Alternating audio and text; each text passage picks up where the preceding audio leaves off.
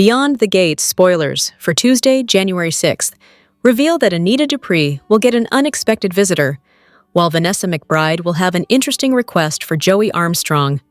Vanessa will be quite shaken about something during the January 6th episode, so there's a very good chance she finds out about Anita's breast cancer. Not to mention the fact that Danny Dupree and Nicole Dupree have to get tested to see if they, too, have genetic markers susceptible to the condition. Still, what will Vanessa ask of Joey? Could she question their mortality? Will she feel as if life is short and it's time they grab the bull by the horns and live to the fullest by getting married? Then again, she may beg him to go to the doctors for a checkup or something of that sort, as Anita's condition was discovered during a routine appointment. Speaking of Anita, Beyond the Gates spoilers for Tuesday, January 6th imply that someone unexpected will pop by the mansion for a visit. It'll be an old friend, and whoever it is will create a tense situation. So is it Leslie Thomas who drops by? Anita and Leslie aren't exactly friends. However, fans know how cheeky Beyond the Gates spoilers are, so it's always a possibility. There's a good chance that if Leslie tries to start drama, Anita will nip that in the bud, as she's got bigger fish to fry these days. Still, whatever goes down during Tuesday's show may inspire Anita to scheme, in the nicest way possible, as she's slated to organize a family gathering before she heads into treatment, which goes down later this week. On to some feel-good BTG spoilers. Eva Thomas and Isaiah Hawthorne will continue to bond, so fans should anticipate some more steamy scenes between these two. With that said, a couple that may not be as lovey-dovey are Tyrell Richardson and Jessica. It sounds like they'll hit a shaky milestone in their teen romance, their first official fight. Beyond the Gates spoilers imply that whatever Jessica and Tyrell argue over will leave the young man acting very odd as the week goes by, so fans will have to tune in to watch the couple's drama unfold. Beyond the Gates spoilers for Wednesday, January 7th reveal Joey making a risky proposition to Leslie, Shanice dropping a revealing confession to Ashley, Vernon offering guidance to Danny, Samantha wrestling with guilt, and Nicole clashing with Tyrell over an upcoming family event. Joey has always known how to make a deal sound appealing, but his latest proposition to Leslie isn't as simple as it seems. What begins as an opportunity quickly reveals hidden conditions that force Leslie to pause before answering. Leslie has spent enough time navigating power dynamics to recognize when something comes with a cost. As Joey lays out the details, it becomes clear that accepting his offer could shift alliances and obligations in ways that may not be easy to undo. Shanice stuns Ashley with an admission that reframes how Ashley sees recent events. Shanice hasn't always been guarded, but this revelation carries weight that Ashley wasn't prepared for. Vernon steps in with the calm and perspective Danny desperately needs. After weeks of emotional upheaval in the wake of Anita's cancer diagnosis, Danny finds herself at a crossroads, unsure how to move forward. Vernon's advice isn't about fixing everything. It's about helping Danny breathe, refocus, and remember who she is when the noise gets too loud. Samantha quietly struggles with guilt that she can't seem to shake. While others are dealing with visible conflict, Samantha's battle is internal, making it no less powerful. Nicole and Tyrell find themselves at odds over an upcoming family gathering. What should be a simple discussion between a grandmother and grandson quickly becomes a reflection of larger differences in priorities and expectations. Beyond the Gates spoilers indicate that Vanessa McBride lives a very drama-filled life, but her portrayer, Lauren Buglioli, seems to enjoy far more fun than toxic chaos. The actress recently hopped on social media to give her fans an update about how she's walking in 2026. Buglioli recently posted a 17-photo carousel on Instagram, with some photos, videos, and memes. It's almost like a mantra she has slated for 2026, as her caption for the IG post read, "Alignment, audacity, and joy, like it's in 2026." The post had some photos and videos with a family, friends, her Beyond the Gates castmates, flowers, notes, professional shots, and of course, some pics of Lauren's 2 dogs. One part of the post was of a 2025 inspirational quote, "Good, better, best, never let it rest, till your good gets better and your better gets best." In addition, There were two screenshots from the social media platform X. The first one was from the handle The Tiny Joy Project, which tweeted, "You cried at a commercial? Good. You said I love you too early? Lovely. You felt joy like it was fire? Perfect. This world is numb enough. Don't you dare shrink your softness." The next one was from a user called Alex L, who wrote in their post, "Alignment and audacity, all in 26. There was also a meme of a dolled-up Sabrina Carpenter with the heading, "How I'm walking into 26. The very last photo of the collage was a text message with a photo of a lollipop, as Buglioli was sitting on the couch, gazing at her Christmas tree. Along with BTG fans, Buglioli's fellow castmates chimed in on her IG post, with Carla Mosley noting, "That me! OMG!" as David Lamy Freebie posted 2 fire emojis. Meanwhile, Daphne Duplay posted 3 heart-faced emojis, as Jasmine Burke and Alex Cheeks posted some heart emojis too. Here are your spoilers for Beyond the Gates on Wednesday, January 7th, 2026. Leslie Thomas approached Joey Armstrong with plans for a free clinic funded by his own money. It was supposed to be a deal sweetener that Joey could use to legitimize his business and public image. Joey wasn't swayed by that, as he was very happy with his image and didn't need it to be changed. In Wednesday's episode, Joey has a proposition for Leslie that comes with a catch. Just maybe Joey will invest in the clinic on the proviso that Leslie will have no further interest in Marcel. In Wednesday's episode, Shanice makes a juicy admission to Ashley. Not being in the loop with all the New Year's events, Ashley won't have any idea that Ted and Shanice shared their very first kiss on New Year's Eve. On Wednesday, we get another treat as Vernon takes his teaching tone for us. Vernon doles out some sage advice to Danny. Advice is what we ask for when we already know the answer but wish we didn't. Likely, Vernon wants Danny not to use Bill like a crutch during the rough times and to lean on the husband she has rather than the one she had. In Wednesday's episode, Samantha feels guilty as Nicole clashes with Tyrell over an upcoming family event. How these two could clash over anything remains to be seen, but expect Samantha to have thrown Tyrell under the bus somehow. Make sure to check out The Scoop and the next week sneak peek for a deeper look into what's to come this week and what you have to look forward to from your favorite characters and not-so-favorite characters in the DMV. First, look forward to a vibrant explosion of culture as Anita Dupree defies her diagnosis by transforming the mansion into a spectacular Mardi Gras bash. Focusing on family and resilience, she proves you cannot keep a Dupree woman down with grand costumes and New Orleans spirit. However, the festivities clash with a sobering reality. The second massive storyline delivers the life-changing genetic test results for Danny and Nicole. With Anita also officially starting medical treatment, spoilers warn that the news is dire.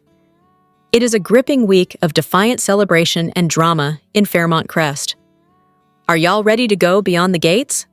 The soap's first full year certainly posed more questions than it answered, yet in doing so, it wove an intriguingly intricate tapestry of goings-on and details regarding the people that populate this show. And while it's fine that there's so much mystery lingering, from the country club to Garland Memorial, from Orphe Jeans to Uptown, I, as a super veteran soap watcher, can't help extrapolating new directions for the year we're now in based on where current stories sit. Disclaimer: I've been fevering for 3 days now, fighting off something, so any radical ideas I will just attribute to those LOL. Let's fill up those 2 scoops with what could, and even what should, happen inside and outside the gates of Fairmont Crest in 225. Now that Mr. Photographer Man is over his bizarro infatuation with the comparatively tepid Ashley, I need for him to stick to Danny like glue. Further than that, we finally need to learn exactly why it is he doesn't like his own photo taken. This mystery has been teased since the first days last February and almost came to a fever pitch as he tried to get out doing that modeling shoot at Forrester Creations in LA. There's suspense, and then there's dragging something out. We're in the latter category now, so let's see what's under Andre's lens cap. Now that Anita's breast cancer saga has begun, it's a safe bet to say that this is mostly what she's going to deal with in 26. And, as the world turns, I swear that the kick-ass Tamara Tooney is going to have an Emmy before it's done. Folks facing their mortality are known to revisit their lives, So in that respect, it would be fun for Anita to appear in a location shoot on the site of the Cabrini Green projects in Chicago, where she came from. Most of the buildings made famous on Good Times have been razed, but you never know. Maybe a construction crew working on something new unearths something Barbara buried that takes the Articulates and Leslie on a new journey. Praise the soap gods! It seems Ms. Morgan's split from hunky firefighter Derek is going to stick this time. The only thing I don't like is the buzz that she's going to be paired with a new man played by Guiding Light, the young and the restless vet Jordi Villasuso. Aside from the considerable age gap, Ash needs a few more starter relationships first, before she can settle down into a real one. While she grows, she could get sucked into Vanessa's heart-attach escort service and find out that Joey is her father. Y'all know that when Jan met Joey last fall, she did not look like she was seeing the guy for the first time. It's only very recently occurred to me that Bill should have already seen through Haley's scheming, but our fixer is being his own enigma, dropping hints about his crappy childhood while not doing any real exploring of it. Seems to me we have an opportunity to find out why this caustic, womanizing, yet amazingly vulnerable vulture turned out the way he did. Mama Bill is dead, but Papa B seems to still be kicking. What's Darnell Williams up to these days? It would be fun to meet someone who could make Bill cower. We love our girl, but she's a bit of a blank canvas. The only real story she had in 2025, besides being kidnapped by Allison, which already played into ancient stereotype that non-straight people are villains, was having to tell Momager Danny that she was quitting the runway. Not exactly gripping. Her ship with Madison is okay, though Mads did come on like she was pumping Chels for info instead of wanting to date. Her elder's suggestion that she join up with a cybersecurity outfit was inspiring and would show her dealing with the trauma of her stalking. And, as the show's only admitted gender-fluid character, it would be nice to see her stand up for her fellow LGBTQs, given the current administration's quest to erase them. Considering she started out as a gun-wielding Alchie hellbent on reuniting with Bill or destroying him, this supermodel of the world has actually come a damn long way in a damn short time. Good thing, too, because she was this close to turning into a cartoon. Hopefully, she'll truly stick with Andre and not keep going back to Bill's well. We've been fiddle-farting around with Danny and Pamela, starting up the Dupree Curtis modeling agency for the better part of a year. Time to open this puppy and put B&B's Forrester Creations to shame. Extra points. Ridge and Danny have another conversation where he tells her how much she reminds him of transgender model Maya Avant. As of this writing, eagle-eyed fans noticed that, on the Paramount Plus version of the end credits, portrayer Ben Gavin does not appear as of episode 201, inciting an almost certainty that he's either been bumped to recurring or shuffled off the canvas completely. We'll have to wait and see, but I don't think Mr. Baldwin has reached his zenith yet. His on-again, off-again relationship with Ashley led him into insecure buffoonery, and we're not far enough beyond their hopefully permanent breakup to see how he fares on his own. Let's involve Derek in the firehouse again. He can't fight fires, but there are other ways he can make himself useful as a recovering paraplegic and better people's lives. Just not with fellow firefighter Cheryl. She seems, well, rather hot to trot, as my mom used to say. She's got herself extricated from Tomas, and she's well out of that. I like her with Isaiah so far, though she's right to keep slamming on the brakes with him. I guess inevitably, Yolanda will show up. And, just as inevitably, Eva will win out and win Izzy's heart. Going further, I'd like to see her continue her redemption tour. And let's face it, she and Kat have been itching for a good old-fashioned old-school catfight for months now. Also, I need Eva and Kat to be trapped in some life-threatening situation together and have to rely on each other to survive. Yeah, it's Soap 101, but they don't need to come out of it as friends, just with a grudging respect for each other. Oh, and involve her more in foster Grandma Peach's life, too. Okay, y'all know I loves me some Haley girl, but her shticks tend to get old fast. First she came off as the insecure, jealous wife. Then we found out that was an act as part of bilking Bill out of his bajillions. Now she's back to being all insecure? Yeah, Randy told her to slow her roll to make things look natural, But at least when Leslie's evil, she's fun. Haley. She's pretty grinchy. Maybe Haley nearly kills Bill, but saves him at the last minute, which would do something to redeem her. I also need to know more about her and frenemy Lynette, plus what went down in their Allegheny West hood, and how Randy ties into it all. You know, in the end, the Boy Scout really isn't a very good cop. Kat got further on nailing Leslie, and then Jacob dropped the whole thing after Daddy Elon told him to. Should have taken some advice from Marcel and continued the investigation on the sly. I like the brotherly thing he and Isaiah have, though he's pretty much just a sounding board, finding himself in the middle of bro and pop. The conflict Supercop had with Naomi about not wanting children. It was the Hawthorne's first real struggle, but it was a little bland. Detective Hawthorne needs something with more bite. How about actually volunteering with those kids like Nicole suggested? Lots of storyline potential, unfortunately, with underprivileged children. Dude does need to go down, but this is soap vet John Lindstrom, and we're already sharing him with General Hospital, so we need as much of him as we can. Plus, Leslie's rap sheet looks like an Amazon wish list compared to Mr. Armstrong. His criminal life is much more complicated, so putting Joe behind bars may be too difficult. Still, he hasn't had anything blow back on him yet, not having Doug cakewalk into his gambling addiction, nor, actually having Doug bumped off. I need for Donnell to go back to where he was in the beginning and lose this adoring stuff. Vanessa already knows on some level that her lover made her a widow, and could she really deny it if Donnell came up with irrefutable proof? If we can't have Joey pay professionally, he can at least pay personally, am I right? I actually love Brat Cat, but I also have to concur with her family. Her hyper-focus on Eva is just too much. She doesn't have to forgive Eva to be able to move on with her life and stop talking about her half-sister to anyone with ears. Her first truly boss move would be to ditch Tomas. That bridge burned when Tomas slept with Eva, on a friend's break or not. And that would help Kat get out from under Eva's shadow.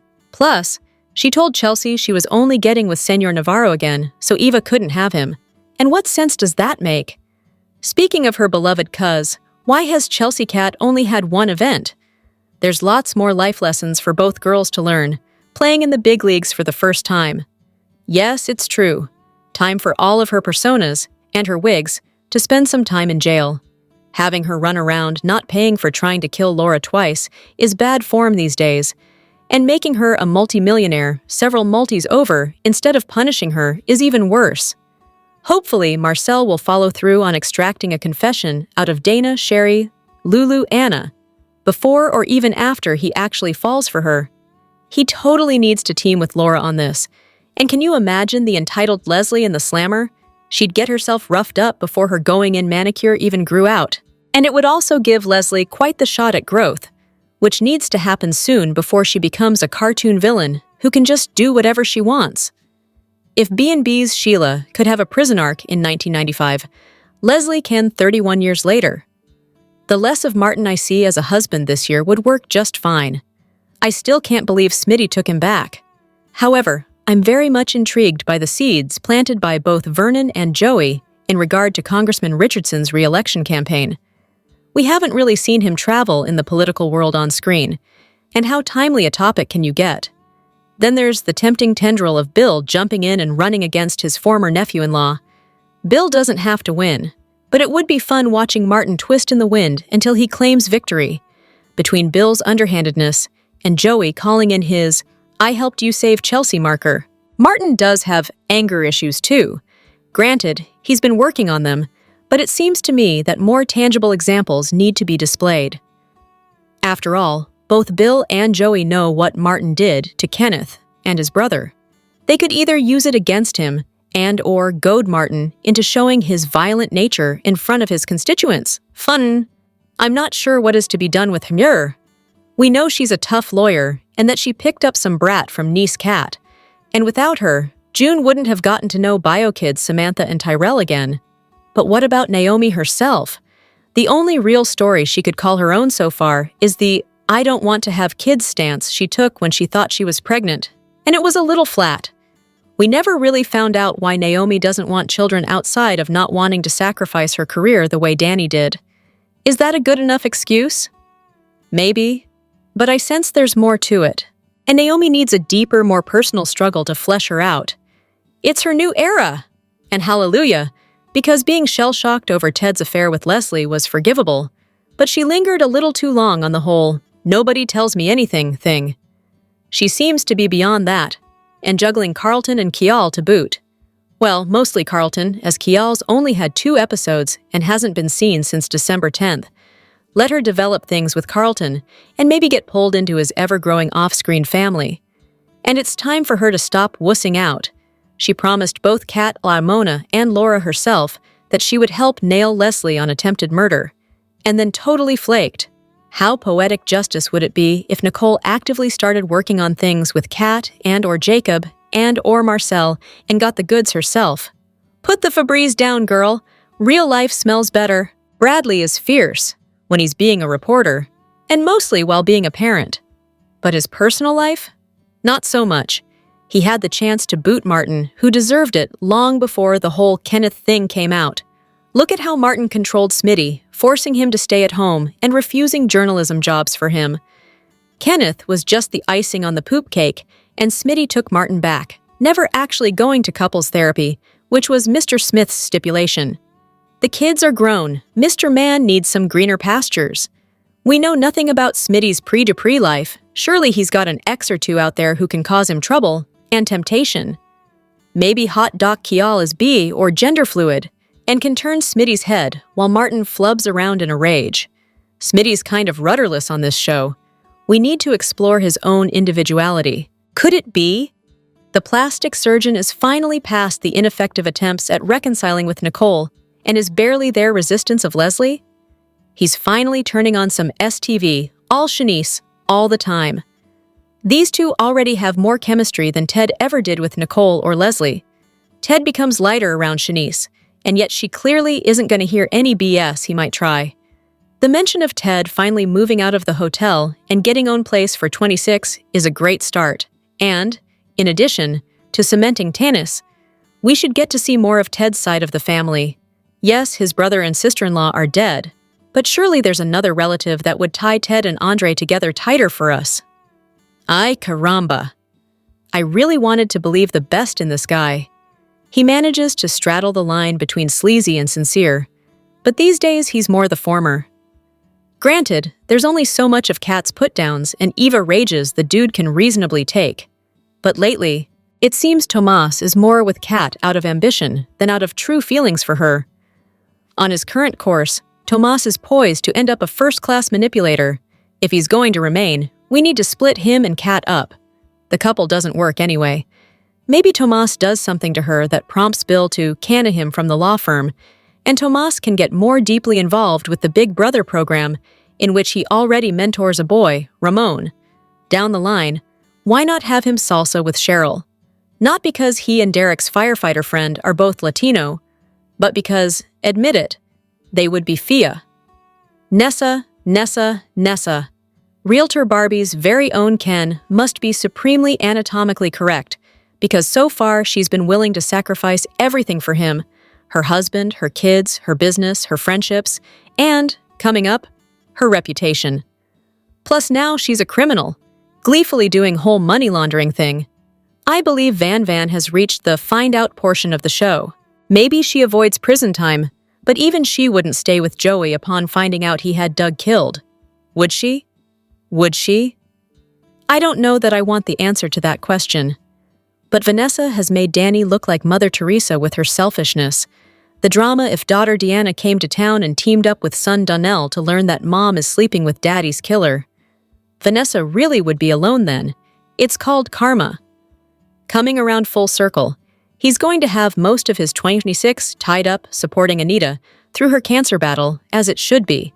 But as Danny said just last week, Vernon shouldn't expect himself to bear the burden alone. We know he's got Duprees upon Duprees to rely on. Yet what about his pre-Dupree family? How about we meet that aunt, great-aunt Melba we were told about recently?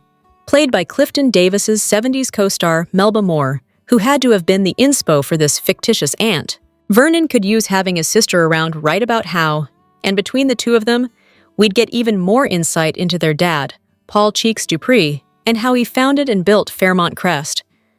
Come on, y'all, this stuff writes itself.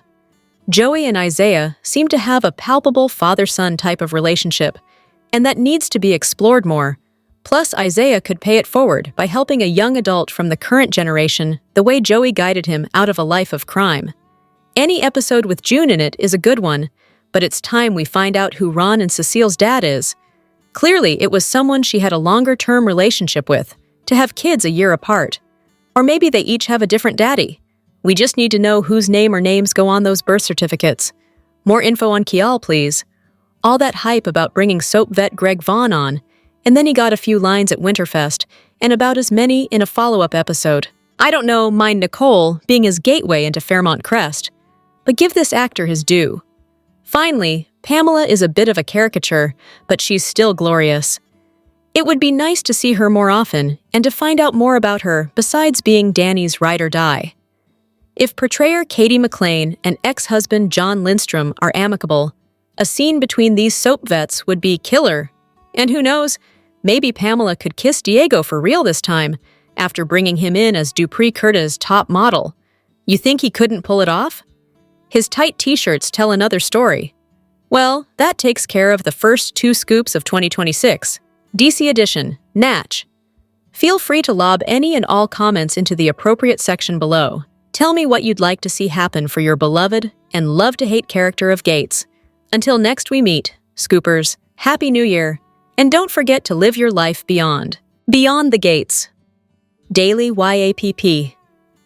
For Monday, January 5th, Tomas and Andre get schooled on the Dupree Women Welcome to the Beyond the Gates Daily YAPP for a quick, and by that I mean you're already halfway done, recap of the most amazing or what the heck did we just watch moments on today's episode. Let's get to it. Haven't we heard enough about what a Dupree woman is or isn't, and how to handle them? Today, we got the pleasure of not 1 but 2 lectures on how the Dupree women are a handful. Or is that just a polite term for the fact that they are the way they are? Because people let them be that way. They are brought up a certain way, and then expect the men in their lives to treat them like royalty and be treated like they should be grateful for the opportunity to serve them. Point out one Dupree man or partner of a Dupree woman that isn't. I'll wait. Today, Jacob told Tomas, it's just the way they are. Not much you can do about it. Then we also had Ted telling Andre about the Duprees and the hierarchy, etc., etc. Still, I'll give Ted his props for not feeding into it too much and telling Andre to put Bill back in his lane. I mean, good luck with that and all, seeing as Bill holding Andre would look like Shaq holding Kevin Hart. Can we get the men to play a more active role than just being their partner's lapdogs? It's verging on just being plain disrespectful at this point. Want more details? We got you! Soap Central has the best full recaps on the internet. You can even go back over 30 years and read each one of them. If you can't wait until the next episode, we have daily spoilers too. And whatever you do this weekend, do not, seriously, do not forget to read the 2 scoops for some laughs in the as close as we can come to being a watching party without actually being a show. And the best part is if you agree or disagree, we want to know. As always, share your comments below. Here's what went down Monday, January 5th, 26, on Beyond the Gates. When Chelsea had to be the voice of reason, Ted gave Andre his tattered copy of How to Be a Dupree in-Law, and Madison plumbed further depths in regard to her conflict with Willow.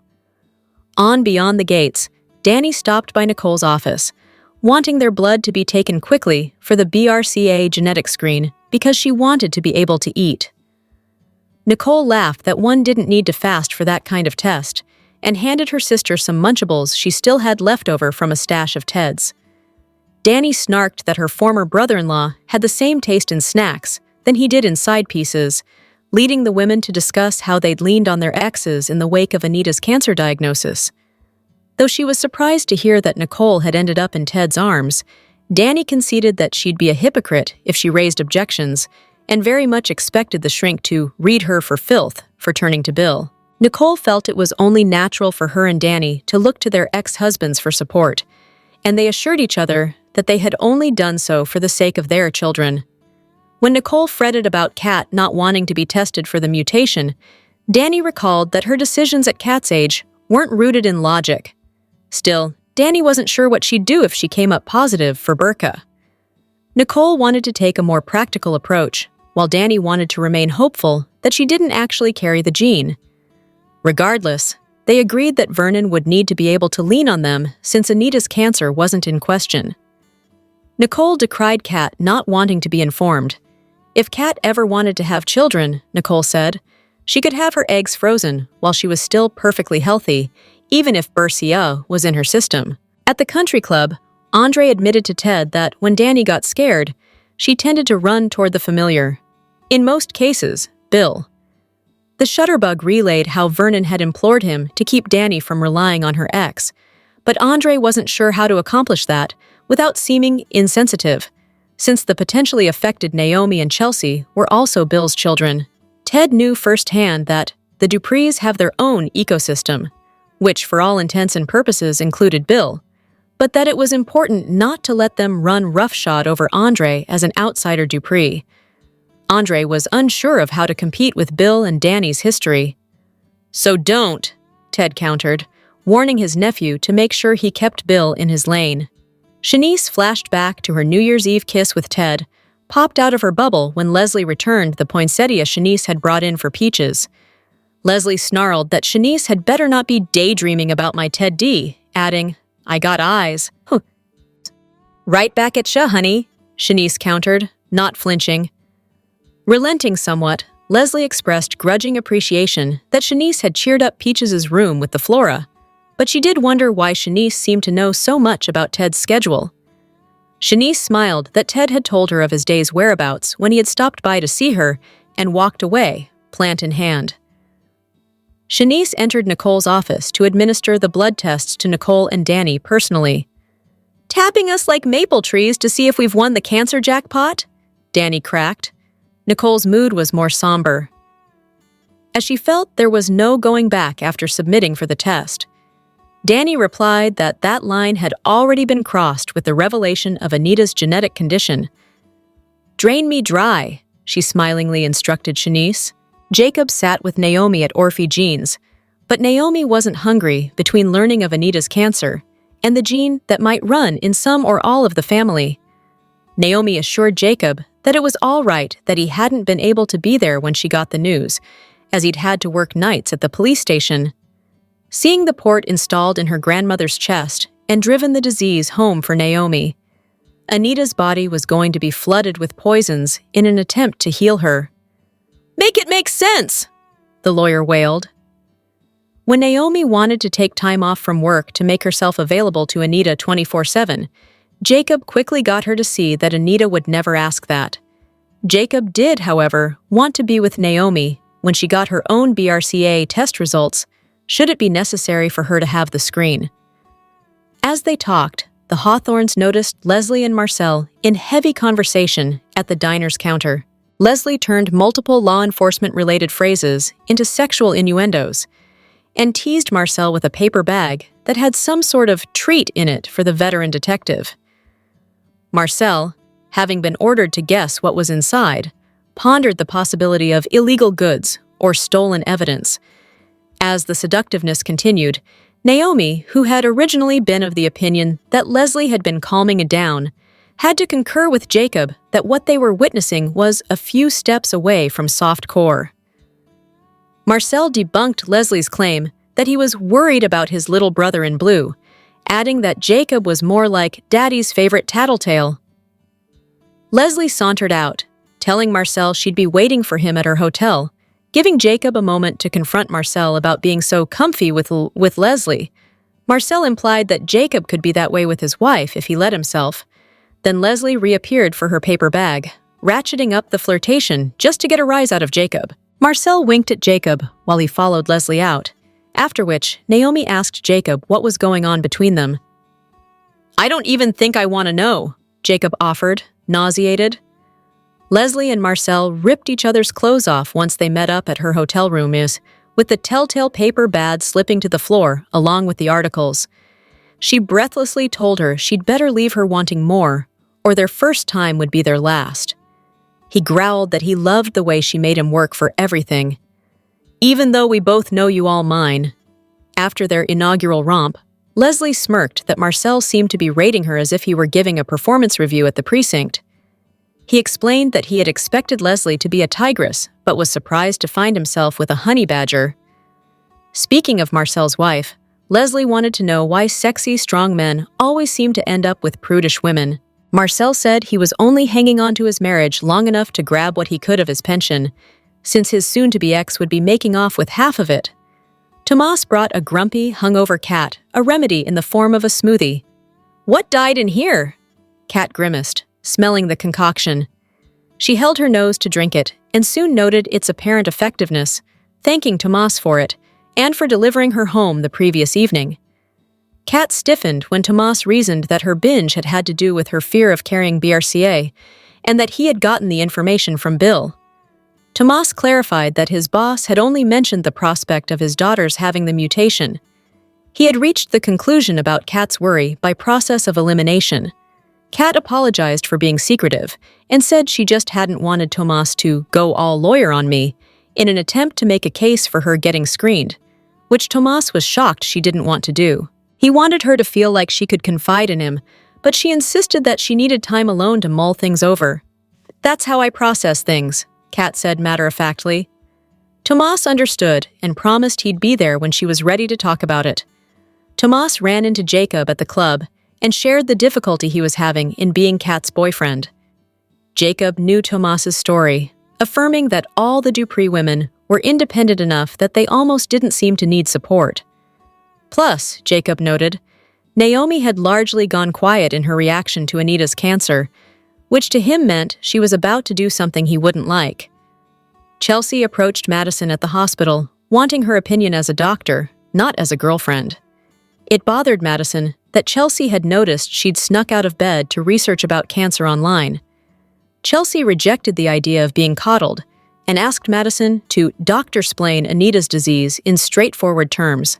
As a neurologist, Madison didn't have many answers, but she did emphasize that Black women were at higher risk for breast or ovarian cancer owing to the BRCA gene, and that even men who carried it could still develop prostate or pancreatic cancer. Madison told the unnerved Chelsea that genes weren't sure things that got handed down like family heirlooms. DNA tended to be a lot more random, and that meant that even if both Danny and Nicole tested positive for BRCA, it didn't harbinger that Chelsea would. Early detection, Madison reported, was key. Further describing the rift between herself and her mother Willow, Madison told Chelsea about her Aunt Alicia, Willow's sister, who had listened to Willow's anti-medicine screeds instead of an oncologist when she had been stricken with cancer. Subsequently, Alicia had died, after Madison offered for her and Chelsea to get tested together, where they could wear matching outfits and rate the waiting room magazines. Chelsea laughed, but as soon as she was alone, Chelsea texted Kat, Naomi, and Martin to arrange for an immediate meeting. At Chelsea and Kat's guest house, where Naomi had met them, discussion was had about Martin's absence, which he attributed to having to take care of congressional issues. Kat said that probably meant her brother was binge-eating in a bougie restaurant to deal with the sudden health scares. Kat confessed that she hadn't been able to open up to Tomas about it, with Naomi saying she'd been having a similar issue talking to Jacob. But when Chelsea and Naomi casually brought up the genetic testing, Kat threatened to have a breakdown if she heard anything more about it. Chelsea stood firm that they couldn't just stick their heads in the sand and told Kat about how Madison, having lost her aunt, had made her need to be vigilant all the more pronounced. Kat resisted, and Chelsea observed that not thinking about it took up as much energy as actually dealing with it. "It's called being an adult," Chelsea groused. "Yeah, well, have fun with that," Kat clapped back. Naomi had nothing to add, though all three of the women's phones lit up with notifications that Danny and Nicole's blood samples had been sent to the lab. There was nothing to do now but wait. Ted converged on Shanice, calling her the most beautiful sight on that floor of the hospital. After they laughed over whether or not Ted had rehearsed the line in the elevator, Shanice told Ted that Nicole was going through it and could use his support. Visiting Nicole, Ted said he hadn't pressed Kat or Martin about getting the BRCA screen, as it wasn't his place.